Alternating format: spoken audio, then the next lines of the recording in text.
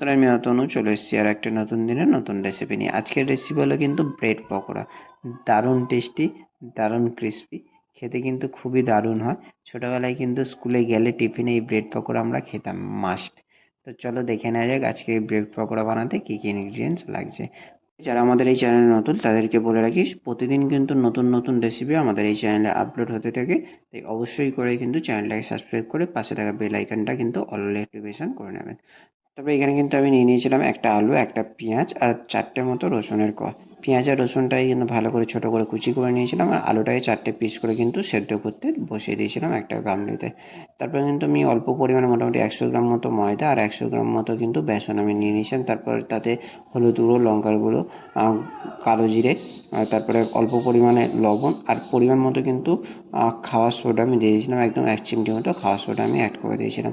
সমস্তটা দিয়ে কিন্তু আমি ভালো করে তারপরে অল্প অল্প করে জল দিয়ে বেসন আর ময়দাটাকে কিন্তু ভালো করে একটা ব্যাটার তৈরি করে নিয়েছিলাম।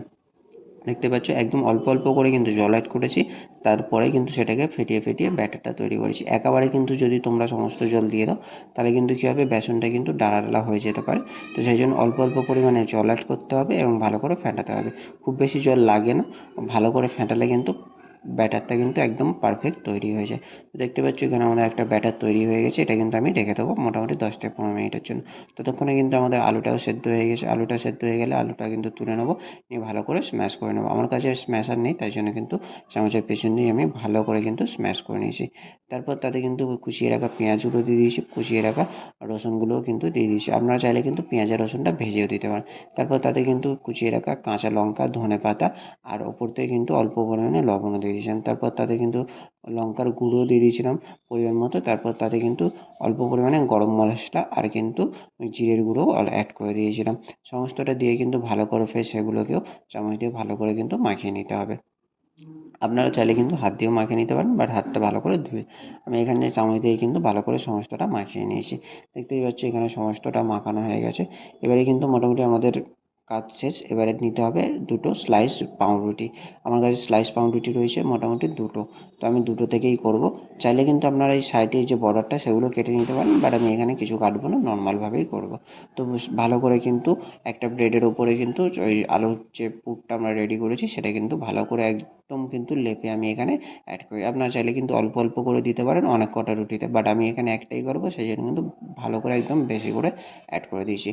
তারপরে এই বেসন যেটা আমরা ফেটিয়ে রেখেছিলাম সেটার মধ্যে দিয়ে ভালো করে কিন্তু বেসনে স্নান করিয়ে নিতে হবে আমাদের ব্রেডটাকে। একদম ভালো করে কিন্তু চুপিয়ে সমস্ত জায়গায় কিন্তু বেসনটাকে ভালো করে লাগিয়ে দিতে হবে। তারপরে 2-4 মিনিট পরে সেটাকে রেখে দিতে হবে সেই বেসনের মধ্যে।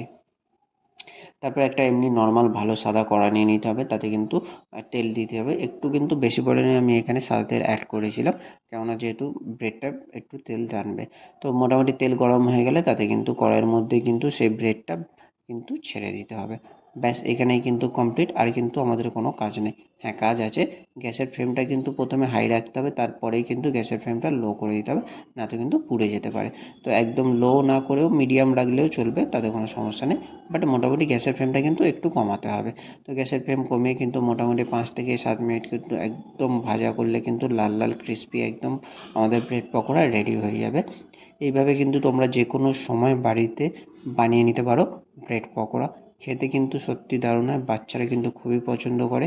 স্কুলে কিন্তু টিফিনে যদি কখনো এই ব্রেড পকোড়া বানিয়ে দেওয়া যায়, বাচ্চারা কিন্তু একদম মানে মানে পড়াশোনা একদম সমস্তটা সে প্রতিদিন করে যাবে, এরকমভাবে যদি কেউ ব্রেড পকোড়া বাড়িতে বানিয়ে। আমরা তো করে যেতাম।